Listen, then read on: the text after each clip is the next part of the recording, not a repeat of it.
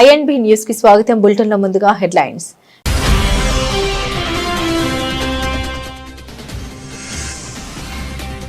China సరిహద్దు సమీపంలో హైవేపై emergency runway ఏర్పాటు. తన విమానాన్ని ల్యాండింగ్ చేయించి ఈ సౌకర్యాన్ని ప్రారంభించిన ప్రధాని మోదీ.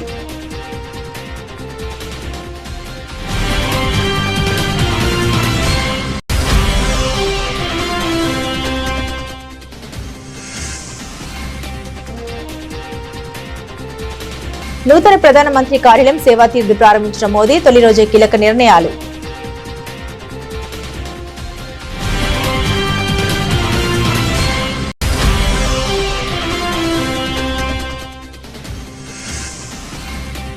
లేత్పోరాలో పుల్వామా అమరవీరులకు ఘన నివాళి. దేశానికి వారి సేవ ప్రజల స్పృహలో నిలిచి ఉంటుందన్న ప్రధాని మోదీ.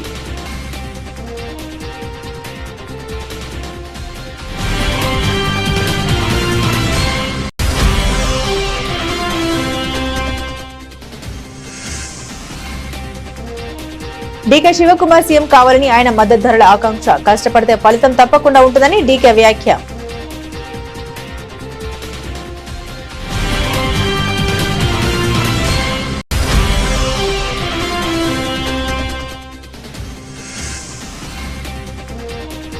మంత్రి పదవి ఇవ్వకపోతే ముఖ్యమంత్రి నౌతా. రాజగోపాల్ రెడ్డి సంచలన వ్యాఖ్యలు.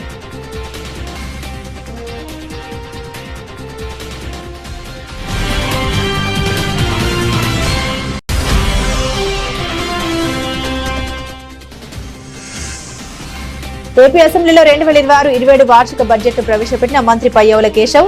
ఏపీ ప్రజల ఆశల్ని నెరవేర్చే బడ్జెట్ అన్న ఆర్థిక మంత్రి.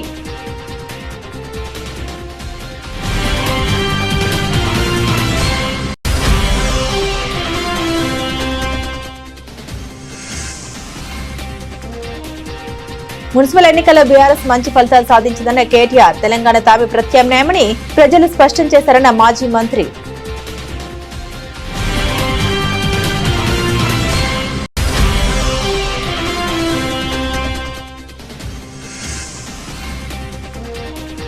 రాష్ట్రంలో యథేచ్ఛగా ఇసుక దోపిడీ. గ్రామ గ్రామాన చెక్ పోస్టులు. మండిపడ్డ YSRCP MLA Tatiparthi Chandrasekhar.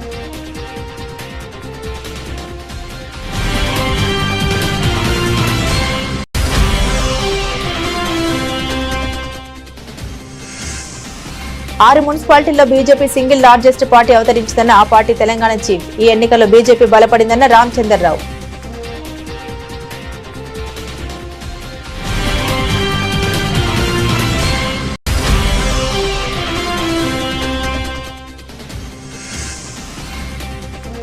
Fee reimbursement పై ఎక్కడైనా ఎప్పుడైనా ఆయనతో బహిరంగ చర్చకు సిద్ధం. మంత్రి లోకేష్ కు వైఎస్ఆర్సీపీ ఎమ్మెల్సీ సవాల్.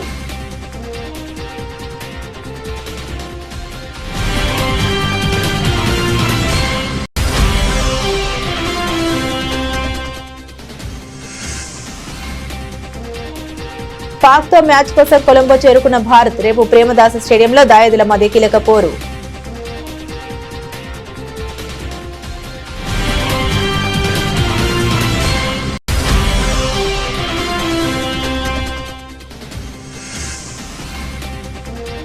పసిడి ప్రియులకు షాక్. పెరిగిన బంగారం ధరలు.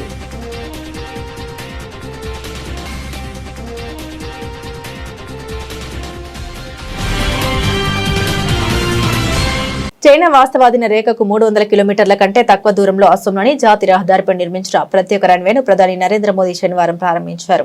దేశ రక్షణ రంగంలో ముఖ్యంగా ఈశాన్య రాష్ట్రాల పరంగా ఇది కీలక పరిణామంగా నిలవనుంది. ఈ చారిత్రాత్మక ఘట్టానికి గుర్తుగా ప్రధాని మోదీ ప్రయాణిస్తున్న విమానం సమీపంలోని ఎయిర్ ఫోర్స్ స్టేషన్ లో కాకుండా నేరుగా హైవేపైనే ల్యాండ్ అయింది. అస్సాం ఎగువ ప్రాంతంలోని జాతీయ రహదారి 127పై దిబుగ్రాడ్ మోరన్ మార్గంలో ఈ ఎమర్జెన్సీ ల్యాండింగ్ ఫెసిలిటీ నిర్మించారు. సమీపంలోని చబువా ఎయిర్పోర్ట్ స్టేషన్ లేదా దిబుగ్రాడ్ విమానాశ్రయం వంటివి అత్యవసర పరిస్థితుల్లో అందుబాటులో లేనప్పుడు ఈ హైవే రన్వే భారత వాయుసేనకు ప్రత్యామ్నాయంగా ఉపయోగపడుతుంది. దీనివల్ల సున్నితమైన సరిహద్దు ప్రాంతాల్లో వేగంగా స్పందించేందుకు వాయుసేనకు మరింత వెసులుబాటు లభిస్తుంది. ఈశాన్యంలో ఇలాంటి సౌకర్యం ఏర్పాటు చేయడం ఇదే మొదటిసారి. సైనిక అవసరాలే కాకుండా అస్సాం తరచూ ఎదుర్కొనే వరదలు, కొండ చర్యలు, విరిగిపడ్డం వంటి విపత్తుల సమయంలో సహాయక చర్యల కోసం కూడా ఈ రన్వే ఎంతగానో ఉపయోగపడుతుంది. రహదారి రన్వే కలయిక భారత వ్యూహాత్మక సంకల్పానికి నిదర్శనమని కేంద్ర మంత్రి జ్యోతిరాదిత్య సింధియా అభివర్ణించారు. led by Group Captain APS Saini, अब आप सभी अपना ध्यान आकाश की ओर करें। दाहिनी ओर से मोरान आपातकालीन लैंडिंग सुविधा की ओर बढ़ते हुए दिखाई दे रहे हैं भारतीय वायुसेना के शक्तिशाली सुखोई 30 लड़ाकू विमान।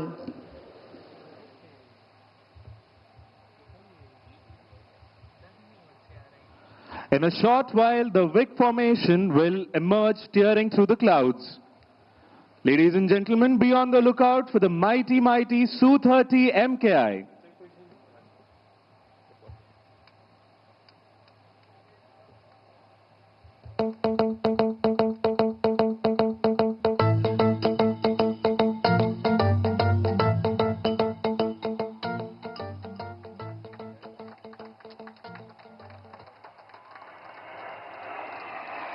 స్వతంత్ర భారతదేశ చరిత్రలో అత్యంత ప్రభావవంతమైన ప్రధాని మంత్రి కార్యాలయం చిరునామా తొలిసారి మారింది. ఇన్నేళ్ల తర్వాత ఢిల్లీలో నూతన ప్రధానమంత్రి కార్యాలయం ప్రారంభమైంది. సేవా తీర్థ్ పేరుతో రూపొందిన నూతన ప్రధానమంత్రి కార్యాలయాన్ని ప్రధాని మోదీ ప్రారంభించారు. ఇకపై ప్రధానమంత్రి కార్యాలయానికి సంబంధించిన సేవలన్నీ ఇక్కడ నుండి కొనసాగుతాయి. ఇప్పటి వరకు సేవలు అందించిన కర్తవ్య భవనం 1-2లను ఇతర మంత్రిత్వ శాఖలకు కేటాయించారు. భారత ప్రభుత్వ పరిపాలనా భవనం కొత్త రూపు సంతరించుకుందని ఈ సందర్భంగా ప్రభుత్వం ప్రకటించింది. కొత్త భవనం ప్రారంభమైన సందర్భంగా ₹100 ప్రత్యేక నాణ్యాన్ని ప్రధాని విడుదల చేశారు. ప్రధాని కార్యాలయం ఆధునికంగా పౌర సేవలకు మరింత అనుకూలంగా ఉండాలని మోదీ ఆలోచనకు అనుగుణంగా నూతన కార్యాలయం నిర్మితమైంది. దేశానికి స్వాతంత్ర్యం లభించిన తర్వాత ప్రధాని కార్యాలయం ఒక చోటు నుండి మరో చోటుకు మారడం ఇదే మొదటిసారి. ఇక సేవా తీర్థులో ప్రధాని కార్యాలయం, సేవా Tirth 1 national security council secretariat, సేవా తీర్థ్ 2 कैबिनेट सेक्रेटेरिएट, సేవా తీర్థ్ 3 పనిచేస్తాయి. विकसित भारत की इस यात्रा में ये बहुत जरूरी है कि भारत गुलामी की मानसिकता से मुक्त होकर आगे बढ़े। दुर्भाग्य है, आजादी के बाद भी हमारे यहां गुलामी के प्रतीकों को ढोया जाता रहा। आप देखिए पहले क्या स्थिति थी। प्रधानमंत्री निवास जहां है उसे रेस कोर्स कहा जाता था। उपराष्ट्रपति के लिए कोई निवास स्थान तय ही नहीं था। राष्ट्रपति भवन तक आने वाले रास्ते को लोकतंत्र में राजपथ कहा जाता था। आजाद भारत में जो सैनिक शहीद हुए उनके लिए कोई स्मारक ही नहीं था। जो सुरक्षा बल, जो पुलिसकर्मी शहीद हुए उनके लिए भी कोई स्मृति स्थल नहीं था। यानी 1947 में स्वतंत्र हुए देश की राजधानी, जहां से देश के बड़े बड़े निर्णय होते थे, वो पूरी तरह गुलामी की मानसिकता में जकड़ी हुई थी। दिल्ली की इमारतों, सार्वजनिक स्थानों, ऐतिहासिक स्थलों पर गुलामी के चिन्ह ही भरे पड़े हैं। लेकिन साथियों, कहते हैं ना, పుల్వామా జమ్మూ కాశ్మీర్లోని 185 సిఆర్పీఎఫ్ లేత్పోరా బెటాలియన్లో 2019 పుల్వామా దాడిలో అమరులైన 40 మంది సిబ్బందిని గౌరవించేందుకు CRPF director general GP Singh పుష్పగుచ్చాలు ఉంచి నివాళులర్పించారు. వారి త్యాగం దేశం ఎప్పుడూ మరవలేదు అని అన్నారు. మరోవైపు జమ్మూ కాశ్మీర్లోని పుల్వామాలో బలగాలు హై అలర్ట్ ప్రకటించాయి. పుల్వామా ఉగ్రదాడికి నేటితో 7 ఏళ్లు పూర్తయ్యాయి. దీంతో పోలీసులు, సైన్యం అప్రమత్తమైంది. పుల్వామాలో 2019 ఫిబ్రవరి 14న ఉగ్రదాడిలో 40 మంది సిఆర్పీఎఫ్ సిబ్బంది చనిపోయిన విషయం తెలిసిందే. పాకిస్తాన్ కు చెందిన జైష్ ఏ మొహమ్మద్ ఉగ్రవాది సిఆర్పీఎఫ్ కాన్వాయ్ ఆత్మాహుతి దాడి చేశారు. జమ్మూ శ్రీనగర్ జాతీయ రహదారిపై 2500 మందికి పైగా సిబ్బందితో కూడిన 78 వాహనాల కాన్వాయ్పై వెళ్తుండగా ఈ ఘటన చోటు చేసుకుంది. దీంతో ప్రతి ఏడాది అమరవీరులను స్మరించుకోవడానికి, వారి త్యాగాన్ని గౌరవించడానికి ఫిబ్రవరి 14ను బ్లాక్ డేగా పాటిస్తూ పుల్వామా అమరులకు ప్రధానమంత్రి నరేంద్ర మోదీ శనివారం నివాళులర్పించారు. దేశానికి వారి సేవ ప్రజల స్పృహలో నిలిచి ఉంటుందన్నారు. వారి అంకిత భావం, సంకల్పం దేశ సేవ శాశ్వతంగా నిలిచిపోతాయన్నారు. बेहतर सीआरपीएफ परिवार के लिए अत्यंत भावनात्मक क्षण है। आज ही के दिन 2019 में हमने अपने 40 बहादुरों को खोया था। आज हम यहाँ पर उसी स्थान के निकट उन सभी को श्रद्धांजलि देने के लिए एकत्रित हुए हैं। इस क्षण पर मैं आप सबको यह भी बताना चाहता हूं कि बेहतर सीआरपीएफ परिवार और सीआरपीएफ परिवार कल्याण संस्था पूरी तरह से शहीदों के परिवारों के साथ खड़ी है।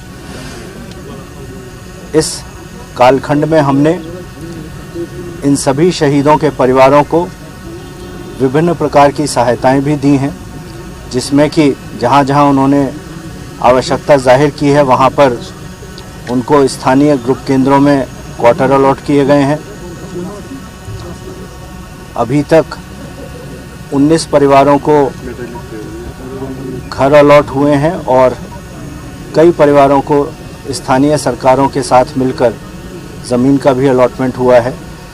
सभी परिवारों को उनके जो आश्रित बच्चे हैं उनकी शिक्षा का पूरा जितना भी खर्चा होगा उसको वहन सीआरपीएफ और सीआरपीएफ परिवार कल्याण संस्था कर रही है और करती रहेगी। सभी बच्चों को जैसे जैसे वो वयस्क होते जाएंगे उनको कंपैशनेट अपॉइंटमेंट दिया जा रहा है और आगे भी जैसे जैसे वो एडल्ट होते जाएंगे, वयस्क होते जाएंगे, उनको కర్ణాటకలో ముఖ్యమంత్రి మార్పుపై జరుగుతున్న చర్చల నేపథ్యంలో ఉప ముఖ్యమంత్రి డీకే శివకుమార్ ఆసక్తికర వ్యాఖ్యలు చేశారు. తాను ఎప్పుడూ నమ్మకంతోనే జీవిస్తున్నామని, కష్టపడి పనిచేస్తే ఫలితం తప్పకుండా వస్తుందని అన్నారు. శ్రమ ఎక్కడ ఉంటుందో అక్కడ ప్రతిఫలం ఉంటుంది, భక్తి ఎక్కడ ఉంటుందో అక్కడ భగవంతుడు ఉంటాడని ఆయన శుక్రవారం వ్యాఖ్యానించారు. ఇండియన్ ఇన్స్టిట్యూట్ ఆఫ్ సైన్స్ లో ఆ తర్వాత టిప్టూర్ లో విలేకరులు అడిగిన ప్రశ్నలకు ఆయన ఈ విధంగా స్పందించారు.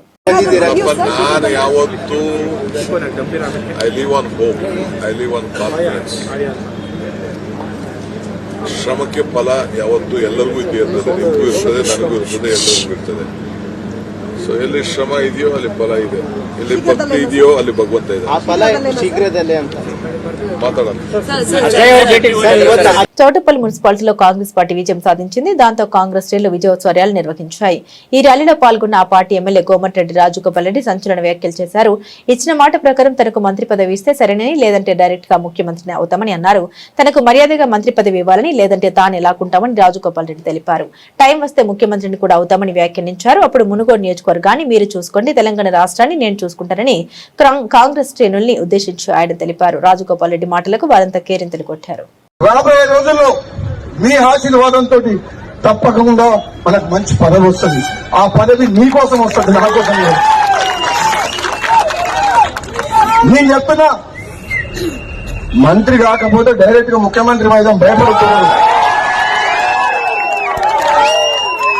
నేను చెప్తున్నా, చేస్తారా చేయండి మంత్రి, చేస్తారా చేయండి, ఇచ్చిన మాట కట్టుబడి మంత్రి. చేస్తారా, ఇచ్చిన మాట కట్టుబడి చెయ్యండి. ఇంకా వేచి చూస్తున్నా, పదవి గురించి మనం బాధపడలేదు. ఒకవేళ చెయ్యకపోతే డైరెక్ట్ మన టార్గెట్ అవే. ఇంకా మీరు ఏం చేయాలంటే మునుగోడు మీరు చూసుకోవాలి, తెలంగాణ మీరు చూసుకుంటారా? మునుగోడు చూసుకుంటారా? తెలంగాణ నీ జెండా ఎగరేయాలా? సమయం వచ్చినప్పుడు అది కూడా టైం వస్తుంది. మీ అందరి అభిమానానికి, మీ ప్రేమకు, నా తమ్ముళ్ళు నా మీద చూపించే ప్రేమకు నిజంగా జన్మ జన్మలకు రుణపడి ఉంటా అని చెప్పి తెలియజేస్తూ సెలవు తీసుకున్నా. Thank you. జై కాంగ్రెస్. 2026-27 వార్షిక బడ్జెట్ ను ఆర్థిక మంత్రి పయ్యావుల కేశవ్ ఏపీ అసెంబ్లీలో ప్రవేశపెట్టారు. వరుసగా మూడోసారి బడ్జెట్ ను ప్రవేశపెట్టడం తన అదృష్టమని అన్నారు. స్వర్ణాంధ్ర లక్ష్యానికి అనుగుణంగా బడ్జెట్ రూపొందించినట్లు తెలిపారు. తమ దృష్టిలో బడ్జెట్ అంటే కేవలం పద్దుల ప్రకటన కాదని, రాయలసీమ రైతుల కలల్ని సాకారం చేసేదే బడ్జెట్ అన్నారు. కుటుంబాన్ని నడిపిస్తున్న గృహిణికి భరోసా ఇచ్చేదే బడ్జెట్ అని చెప్పుకొచ్చారు. రాష్ట్ర అభివృద్ధి సంక్షేమం జోడెద్దుల బడిలో పరుగులు పెట్టించాలనే సంకల్పం తమది అని స్పష్టం చేశారు.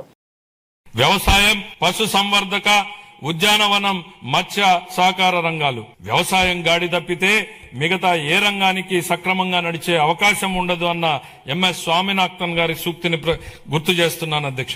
రైతులే సమాజానికి మూల స్తంభాలు.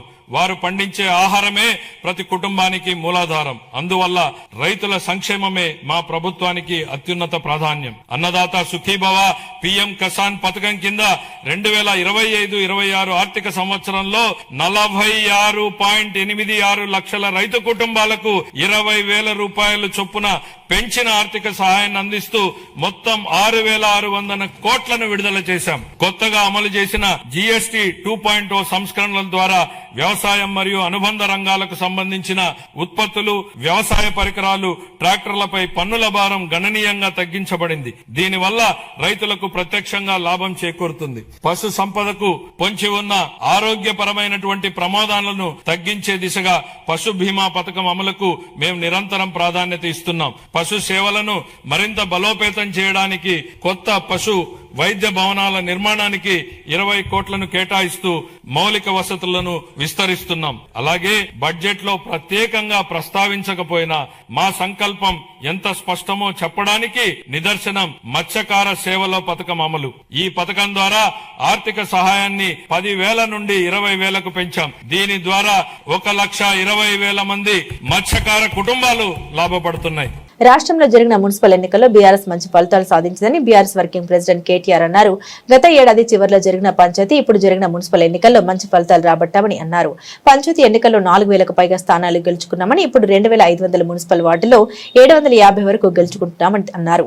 మొత్తంగా 30% పైగా సీట్లు గెలిచామని తెలిపారు. 116 మున్సిపాలిటీల్లో తమ సొంతంగా 15 నుండి 16 గెలుచుకున్నామని కేటీఆర్ వెల్లడించారు. బీఆర్ఎస్ కార్యకర్తలు, నాయకులు ఈ ఎన్నికల కోసం వీరోచిత పోరాటం చేశారని ప్రశంసించారు. ప్రజలు కూడా ధైర్యంగా బయటకు వచ్చి ఓటేశారని, కానీ కాంగ్రెస్ పార్టీ మోసంతో ఎక్కువ స్థానాలు గెలుచుకుంటుందని తెలిపారు. మున్సిపాలిటీలు మరియు కార్పొరేషన్లలో, పట్టణాల్లో జరిగిన ఎన్నికల్లో చాలా వీరోచితంగా, చాలా బ్రహ్మాండంగా మరి పోరాటం చేసిన మా బీఆర్ఎస్ పార్టీ నాయకులకు, కార్యకర్తలకు పేరు పేరున సోషల్ మీడియాలో కూడా బ్రహ్మాండంగా పార్టీకి మద్దతుగా అండగా నిలబడ్డ మా తమ్ముళ్ళకి, మా చెల్లెలకి అందరికీ పేరు పేరున వారికి హృదయపూర్వకంగా ధన్యవాదాలు తెలియజేస్తూ, మరి రాష్ట్ర వ్యాప్తంగా నిజానికి అధికార పార్టీ ఎన్ని రకాలుగా ఈ ఎన్నికల్లో సామధాన భేద దండోపాయాలు ప్రయోగించే ప్రయత్నం చేసినా వారు స్పష్టంగా ప్రజల మనసు గెలుచుకోవడంలో విఫలమైనారని చెప్పుకోక తప్పదు. మరి సాధారణంగా ఎన్నికలు, మీరు ముఖ్యంగా పంచాయతీ ఎన్నికలు కానీ మున్సిపల్ ఎన్నికలు కానీ చూస్తే అధికారంలో ఉన్న పార్టీకి ముఖ్యంగా ఇంకో 2-3 ఏళ్ళు ఉండే అవకాశం ఉన్నప్పుడు, అధికారంలో కొనసాగే అవకాశం ఉన్నప్పుడు, మరి ఇది అధికార మార్పిడి కోసం జరిగేది కాదు కదా అనే ఆలోచన ఈ మధ్యన దేశవ్యాప్తంగా ప్రజల్లో కనబడుతూ ఉన్నది. కానీ దానికి భిన్నంగా తెలంగాణలో మీరు చూసినట్టయితే మొన్న పంచాయతీ ఎన్నికల్లో 2 ఏళ్ళు తిరగకముందే కాంగ్రెస్ పార్టీకి ప్రజలు బుద్ధి చెప్తూ దాదాపు 40% గ్రామ పంచాయతీలు బీఆర్ఎస్ పార్టీ కట్టబెట్టారు. పోనీ ముఖ్యమంత్రి గారి లెక్క ప్రకారం తీసుకున్నా, ఆయన బయటకు వచ్చి కూర్చొని ప్రెస్ల మీద చెప్పిన లెక్క ప్రకారం చూసుకున్నా, ఆయన సహజంగానే మా తక్కువ చేసి చెప్తాడు కాబట్టి 32% అక్కడ ముఖ్యమంత్రి గారి లెక్క ప్రకారం కూడా మాకు సర్పంచుల్లో ప్రజలు గెలిపించారు. 4,000 పైచిలకు గ్రామాల్లో మా సర్పంచులు గెలిచారు. అట్లాగే ఈరోజు మున్సిపల్ ఫలితాలు చూస్తే కూడా డెఫినెట్గా గతంలో ఎవరెవరైతే ఏదేదో మాట్లాడినారో వారందరూ నోళ్ళు మూతలు పడే విధంగా ఇవాళ మరి మెరుగైన ఫలితాలే సాధించాము. ఓవరాల్గా చూసుకున్నట్టయితే నాకున్న ఇన్ఫర్మేషన్ మేరకు 2,500 శాసనసభలో గవర్నర్ ప్రసంగానికి ధన్యవాద తీర్మానంపై సీఎం చంద్రబాబు మాట్లాడిన మాటలు ఆశ్చర్యాన్ని కలిగిస్తున్నాయని వైసీపీ ఎమ్మెల్యే తాటిపర్తి చంద్రశేఖర్ అన్నారు. ఒకవైపు కూటమి పాలనలో రాష్ట్ర పతనం వైపు అడుగులు వేస్తుంటే ఆయన మాత్రం పునర్నిర్మాణం అంటున్నారని విమర్శించారు. అవినీతి అక్రమాలు రాష్ట్ర వ్యాప్తంగా పేర్చేగిపోతుంటే అభివృద్ధి ఆకాంక్షలంటూ మాయమాటలు చెబుతున్నారని, 3 బడ్జెట్లు ప్రవేశపెట్టిన తర్వాత కూడా రాష్ట్రం చేసిన అభివృద్ధి ఏమిటంటే చేస్తున్నాం, చూస్తున్నాం, తెస్తున్నామన్న మాటలే ఇంకా వినిపిస్తున్నాయని ఎద్దేవా చేశారు. ఈ రాష్ట్రం పతనం వైపున అడుగులు వేస్తూ ఉంటే పునర్నిర్మాణం అంటాడు. ఈ రాష్ట్రంలో అవినీతి అక్రమాలు పెట్టరేగిపోతూ ఉంటే అభివృద్ధి ఆకాంక్షలు అంటాడు. 3 బడ్జెట్లు ప్రవేశపెట్టిన తర్వాత కూడా ఈ రాష్ట్రానికి ఏం చేశారు చంద్రబాబు గారు అభివృద్ధి అంటే? చేస్తున్నాం, చూస్తున్నాం, తెస్తున్నాం అంటాడు. తెచ్చిందేందయ్యా అంటే మీకు 11 వచ్చినాయి, మీ సీట్లు 11 అంటాడు. సంబంధం ఏంటి? సంబంధం లేనటువంటి వ్యవహారాలు, అబద్ధాలకి వేదికగా, అసత్యాలకి ఒక అడ్డాగా అసెంబ్లీని మార్చేస్తూ ఉన్నారు. పీపీపీ పద్ధతి ద్వారా సంపద సృష్టి జరుగుతుంది అంటాడు. నిజంగా వారు చెప్పినటువంటి మాట, సంపద సృష్టి జరుగుతుంది వాస్తవమే. ఎందుకంటే జరుగుతుంది రాష్ట్రానికి కాదు, చంద్రబాబు నాయుడు గారి కుటుంబానికి. ఈ రాష్ట్రంలో మద్యం వ్యాపారాన్ని ప్రభుత్వమే నిర్వహించి, ప్రభుత్వంలో 15,000 మందికి పైచిలకు పోస్టులు ఇచ్చి, వారి ద్వారా క్రయ విక్రయాలు జరిగి వచ్చినటువంటి ప్రతి పైసాని బ్యాంకులో ఖాతాలో వేసి, దాని ద్వారా రాష్ట్ర అభివృద్ధికి వైఎస్ఆర్ కాంగ్రెస్ పార్టీ బాటలు వేస్తే, ఇవాళ అసెంబ్లీ సాక్షిగా చెప్తాడు, నాణ్యమైనటువంటి మద్యాన్ని బ్రహ్మాండంగా నిర్వహిస్తూ ప్రభుత్వ ఖజానాకి డబ్బు తెస్తున్నాను అంటున్నాడు. మొన్న రీసెంట్ గా విడుదల చేసినటువంటి ఒక గణాంకాల చిట్టాగాని చూస్తే ఈ డబ్బంతా పచ్చనేతల జేబుల్లోకి పోతుందని ఇట్టే అర్థం అవుతుంది. ఎందుకంటే రాష్ట్రంలో ఎక్కడ చూసినా విచ్చలవిడిగా మద్యం అందుబాటులో ఉంది, కానీ ఖజానాలకు మాత్రం కాసులు పడట్లా. ఈ కాసులు ఎట్టుపోతున్నాయి మరి? ఈ సంవత్సరం కేంద్రం విడుదల చేసినటువంటి గణాంకాలు చూస్తే జార్ఖండ్ 45% ఎక్సైజ్ రాబడి వృద్ధి చెందింది, తెలంగాణ 22% ఎక్సైజ్ రాబడి వృద్ధి చెందింది, మధ్యప్రదేశ్ 17%, ఉత్తరప్రదేశ్ 16% వృద్ధి చెందాయి. కానీ మన సంగతి ఏందో తెలుసా? -13%. ఈ రోజు కూడా గొప్పలు చెప్తున్నాడు అసెంబ్లీ సాక్షిగా పెద్ద ఆయన. 6 మున్సిపాలిటీల్లో బీజేపీ సింగిల్ లార్జెస్ట్ పార్టీగా అవతరించిందని, 2 కార్పొరేషన్లు గెలుచుకోబోతున్నామని బీజేపీ తెలంగాణ రాష్ట్ర అధ్యక్షుడు రామచంద్రరావు అన్నారు. మున్సిపల్ ఎన్నికల ఫలితాల నేపథ్యంలో ఆయన మీడియాతో మాట్లాడారు. ఈ ఎన్నికల్లో బీజేపీ బలపడిందని అన్నారు. ఎక్కువ సీట్లు ఓట్లు సాధించామని ఆయన వ్యాఖ్యానించారు. ఇప్పటి వరకు వెలువడిన ఫలితాల్లో 250 వార్డులు గెలిచామని పేర్కొన్నారు. కరీంనగర్, నిజామాబాద్ మున్సిపాలిటీలను కైవసం చేసుకోబోతున్నామని వ్యాఖ్యానించారు.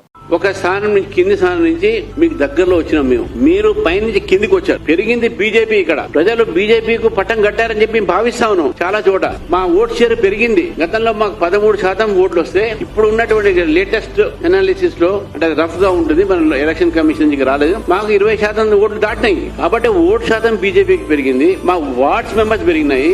మాకు కార్పొరేషన్ లో కూడా ఫస్ట్ టైం 2 గెలుస్తున్నాము. చైర్మన్ కూడా మేము స్వతహాగానే ఇండిపెండెంట్ సపోర్ట్ తో కొన్ని గెలుస్తున్నాము. ఎక్స్-అఫీషియల్ మెంబర్స్ మా దాంట్లో కూడా 2-3 గెలిచే అవకాశాలు ఉన్నాయి. కాబట్టి ఆదిలాబాద్ గానీ, ఇవన్నీ కూడా మేము, ఖానాపూర్ గానీ, బైంసా గానీ, ఇవన్నీ కూడా మేము తప్పకుండా చైర్మన్ మేము గెలిచి చూపెడతాం. భారతీయ జనతా పార్టీ మొట్టమొదటిసారిగా పెద్ద ఎత్తున తెలంగాణ ప్రజల ముందు వచ్చినాం కాబట్టి మాకు మీరు ఆదరించినందుకు తెలంగాణ ప్రజలకు మరొకసారి నేను ధన్యవాదాలు తెలుపుతూ, అదేవిధంగా మున్సిపల్ ఎలక్షన్స్ లో మా కార్యకర్తలకు, పార్టీ నాయకులకు కష్టపడి సమగ్ర నాయకత్వంతో, ఈ ఎలక్షన్స్ రామచంద్రరావు నాయకత్వంలో కాదు, సమగ్ర నాయకత్వంలో పార్టీ పనిచేసింది. అందరూ సహకారం చేశారు. కార్యకర్తలు కష్టపడి పనిచేశారు. కార్యకర్తలతో పాటు నేతలు పనిచేశారు. అందరూ కూడా ప్రజలకు, నేతలకు, మా కార్యకర్తలకు అందరూ కూడా ఈ యొక్క మున్సిపల్ ఎలక్షన్స్ లో పనిచేసి ఇంత మంచి ఫలితాలు ఇచ్చినందుకు వారికి ధన్యవాదాలు తెలుపుతూ, మీ అందరికి మరొకసారి రేపు మళ్ళీ మీ మీడియాతోని కూడా నేను మాట్లాడతాను. అయితే మొన్నటి వరకు జరిగినటువంటి ఒక క్యాంపెయిన్లు కూడా మాతో సహకరించినటువంటి ఒక సోషల్ మీడియా టీమ్స్ కి, సోషల్ మీడియా కార్యకర్తలకు పాజిటివ్ గా తీసుకుపోయి ఎక్కడ కూడా మీరు నెగటివ్ గా మాట్లాడలేదు. ముఖ్యంగా లాస్ట్ లో ప్రింట్ అండ్ ఎలక్ట్రానిక్స్ మీడియా నాకు ఇచ్చినటువంటి ఒక మీరు సహకారాన్ని తప్పకుండా మర్చిపోలేను. ఈ సహకారంతో ఈ యొక్క ఇంతవరకు వచ్చినామంటే దాంట్లో మీడియా సహకారం కూడా చాలా పెద్ద ఎత్తున మాకు ఉన్నది. మీడియా యాజమాన్యాలకు, మీడియా ఎలక్ట్రానిక్ మీడియా సిబ్బందులకు అందరికీ కూడా, రిపోర్టర్స్ కావచ్చు, కెమెరామెన్లు కావచ్చు, print media reporters, editors, sub editors అందరూ కూడా నేను భారతీయ జనతా పార్టీ నుంచి పేరు పెన్నా నేను ఈరోజు ధన్యవాదాలు తెలుపుతూ, మళ్ళీ రేపు ఇవంతా అయిన తర్వాత రేపు మనం చిట్ చాట్ పెడదాం. నేను కూడా సీరియస్ ఇష్యూ కాబట్టి నవ్వించలేకపోతున్నాను, అప్పుడు కూర్చొని నడుస్తున్నాను. Thank you very much. YSRCP హయాంలో 4,000 కోట్ల ఫీజు రియంబర్స్మెంట్ బకాయిలు ఉన్నాయన్న మంత్రి నారా లోకేష్ వ్యాఖ్యలపై ఎక్కడైనా ఎప్పుడైనా బహిరంగ చర్చకు సిద్దమని వైఎస్ఆర్సీపీ ఎమ్మెల్యేలు వరదు కళ్యాణి, పి చంద్రశేఖర్ రెడ్డి, కేఆర్జే భరత్ సవాల్ చేశారు. సభ సాక్షిగా పచ్చి అబద్దాలు చెప్పడం సిగ్గుచెట్టని అసెంబ్లీ మీడియా పాయింట్ వద్ద మాట్లాడిన వారు ఆక్షేపించారు. ఫీజు రియంబర్స్మెంట్ కోసం ఒక ప్రశ్న ఉత్పన్నమైంది. ప్రభుత్వం దాని మీద అడ్డుగోలుగా అబద్దాలు చెప్తూ ఉండే పరిస్థితి మనందరము చూసాము. యాక్చువల్గా 2024లో ఎన్నికల షెడ్యూల్ వచ్చిన దగ్గర నుంచి కూడా ఈ ఫీజు రియంబర్స్మెంట్ నిధులు చెల్లింపులు ఆగిపోయాయి. అంతకుముందు 2023 డిసెంబర్ వరకు కూడా మా జగనన్న ప్రభుత్వం పూర్తిగా ఫీజు రియంబర్స్మెంట్ బకాయిల్ని చెల్లించడం మనందరము చూసాం. అంతేకాకుండా గతంలో చంద్రబాబు నాయుడు గారు పెండింగ్ పెట్టిన 1778 కోట్లు కూడా ఒకేసారి జగనన్న చెల్లించడం జరిగింది. ఈ చంద్రబాబు నాయుడు గారు మంత్రులు చెప్తూ ఉంటారు, ఇదంతా కూడా ప్రభుత్వం అనేది కంటిన్యూస్ ప్రాసెస్, ప్రభుత్వాలు మారినా ఆ ప్రాసెస్ ప్రకారం వెళ్ళిపోవాలని. మరి ఎందుకు ఈ ప్రభుత్వం ఈ ఫీజు రియంబర్స్మెంట్ బకాయిలు చెల్లించలేదని నేను అడుగుతూ ఉన్నాను. జగనన్న పెండింగ్, అది కూడా ఎన్నికల షెడ్యూల్ రావడంతో ఒకే ఒక క్వార్టర్ అంటే 700 కోట్లు సుమారుగా అంతే మాత్రమే పెండింగ్ ఎలక్షన్ షెడ్యూల్ వలన పెట్టడం జరిగింది. వీళ్ళు అడ్డగోలుగా 4000 కోట్లు అంటూ అబద్ధాలు చెప్తూ ప్రజలను తప్పుదోవ పట్టించడానికి ప్రయత్నించిన పరిస్థితి రాష్ట్ర ప్రజలందరూ చూశారు.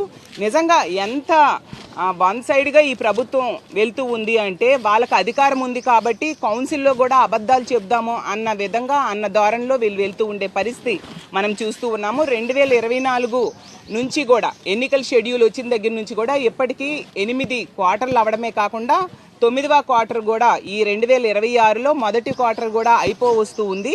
అంటే సుమారుగా 6300 కోట్లు బకాయిలు పెట్టారు.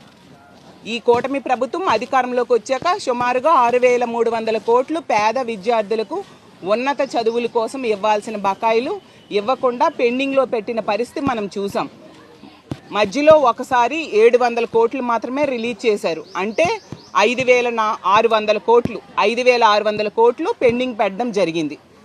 ఎంత దారుణంగా వీళ్ళు పేద విద్యార్థుల జీవితాలతో ఆడుకుంటున్నారో అర్థం చేసుకోవచ్చు. పేద విద్యార్థులు ప్రభుత్వమే ఈ ఫీజు రియంబర్స్మెంట్ ద్వారా ఫీజు చెల్లిస్తుంది అన్న నమ్మకంతో అడ్మిషన్స్ తీసుకొని T20 ప్రపంచ కప్ 2026లో భాగంగా పాకిస్తాన్ తో జరగనున్న కీలక మ్యాచ్ కోసం భారత క్రికెట్ జట్టు శ్రీలంకకు బయలుదేరింది. ఆదివారం కొలంబోలోని ఆర్ ప్రేమదాస స్టేడియంలో ఈ హై వోల్టేజ్ మ్యాచ్ జరగనుంది. శుక్రవారం సాయంత్రం భారత్ ఆటగాళ్లు, వారి కుటుంబ సభ్యులు ఢిల్లీలోని ఇందిరాగాంధీ అంతర్జాతీయ విమానాశ్రయం నుండి కొలంబోకు పయనమయ్యారు. గ్రూప్ ఏలో ఉన్న భారత్, పాకిస్తాన్ జట్లు ఇప్పటివరకు ఆడిన 2 మ్యాచ్లలోనూ విజయం సాధించాయి. సూపర్ 8 కు అర్హత సాధించే క్రమంలో ఈ మ్యాచ్ ఇరు జట్లకు ఎంతో కీలకం. ఇందులో గెలిచిన జట్టు గ్రూప్ టాపర్ గా నిలవడం తో పాటు తర్వాతి దశకు మెరుగైన ఆత్మవిశ్వాసంతో వెళ్లే అవకాశం ఉంది. ఈ టోర్నీలో భారత్ తన తొలి మ్యాచ్ లో అమెరికాపై 29 పరుగుల తేడాతో, రెండో మ్యాచ్ లో నమీబియాపై 93 పరుగుల తేడాతో ఘన విజయం సాధించింది. రోజు బంగారం ధరల గురించి తెలుసుకునేందుకు ఆసక్తిగా ఉంటారు. ఇటీవల పసిడి ధర పెరుగుతూ వస్తుంది. ఇవాళ శనివారం కూడా 10 గ్రాములపై దాదాపు 2000 పెరిగింది. ఈ రోజు ఫిబ్రవరి 14 ఉదయం 11 గంటల సమయానికి హైదరాబాద్ నగరంలో 24 క్యారెట్ల 10 గ్రాముల బంగారం ధర 1970 రూపాయలు పెరిగి 1,57,750కి చేరుకుంది. ఇక 22 క్యారెట్ల 10 గ్రాముల పసిడి రేటు 1800 రూపాయలు పెరిగి 1,44,600కి చేరుకుంది. అలాగే 18 క్యారెట్ల 10 గ్రాముల ధరపై 1470 రూపాయలు పెరిగి 1,18,310కి పెరిగింది. అలానే భాగ్యనగరంలో కిలో వెండి ధరలో ఎలాంటి మార్పులు జరగలేదు. ప్రస్తుతం వెండి ధర 2,80,000 రూపాయలుగా ఉంది. ఇక దేశ రాజధాని ఢిల్లీలో 24 క్యారెట్ల 10 గ్రాముల పసిడి రేటు 1970 రూపాయలు పెరిగి 1,57,900 రూపాయలకు చేరుకుంది. అలాగే 22 క్యారెట్ల 10 గ్రాముల పసిడి రేటు 1,800 రూపాయలు పెరిగి 1,44,750కి చేరుకుంది. ఇక 18 క్యారెట్ల 10 గ్రాముల బంగారం ధర 1,470 రూపాయలు పెరిగి 1,44,750కి చేరుకుంది. ప్రస్తుతం కిలో వెండి ధర 2,80,000గా ఉంది. బులెటిన్ ముగించే ముందు హెడ్లైన్స్ మరోసారి.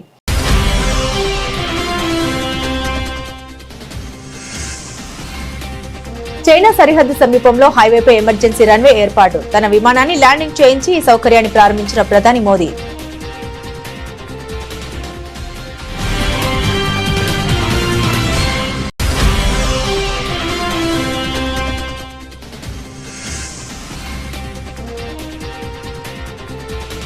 నూతన ప్రధానమంత్రి కార్యాలయం సేవాతీర్థి ప్రారంభించిన మోదీ. తొలి రోజే కీలక నిర్ణయాలు.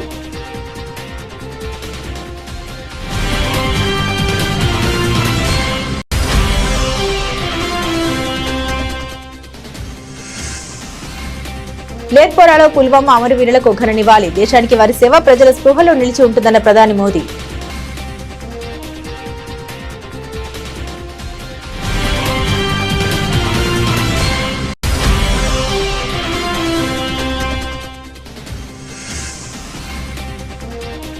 డీకే శివకుమార్ సీఎం కావాలని ఆయన మద్దతుదారుల ఆకాంక్ష. కష్టపడితే ఫలితం తప్పకుండా ఉంటుందని డీకే వ్యాఖ్య.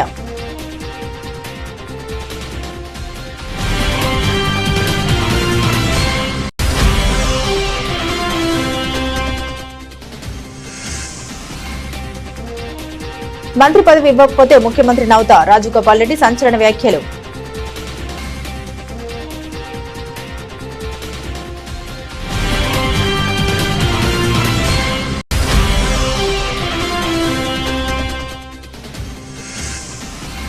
ఏపీ అసెంబ్లీలో 2026-27 వార్షిక బడ్జెట్ ప్రవేశపెట్టిన మంత్రి పయ్యవుల కేశవ్. ఏపీ ప్రజల ఆశల్ని నెరవేర్చే బడ్జెట్ అన్న ఆర్థిక మంత్రి.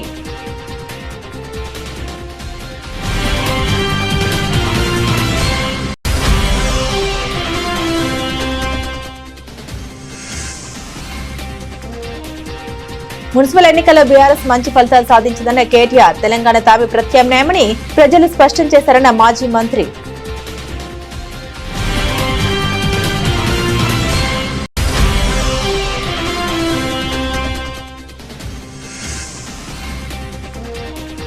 రాష్ట్రంలో యథేచ్ఛగా ఇసుక దోపిడీ, గ్రామ గ్రామాన చెక్ పోస్టులు. మండిపడ్డ YSRCP MLA Tatiparthi Chandrasekhar.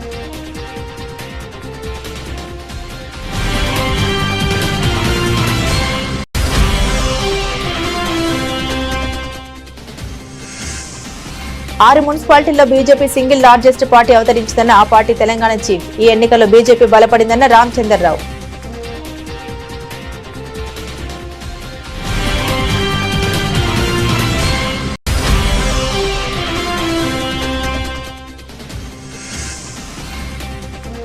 Fee reimbursement పై ఎక్కడైనా ఎప్పుడైనా ఆయనతో బహిరంగ చర్చకు సిద్ధం. మంత్రి లోకేష్ కు వైఎస్ఆర్సీపీ ఎమ్మెల్సీ సవాల్.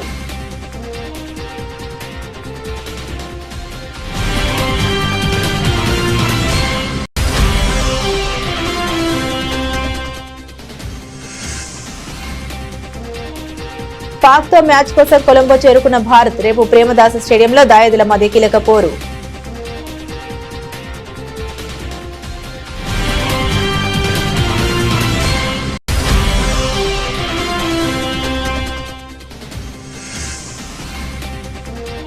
పసిడి ప్రియులకు షాక్, పెరిగిన బంగారం ధరలు.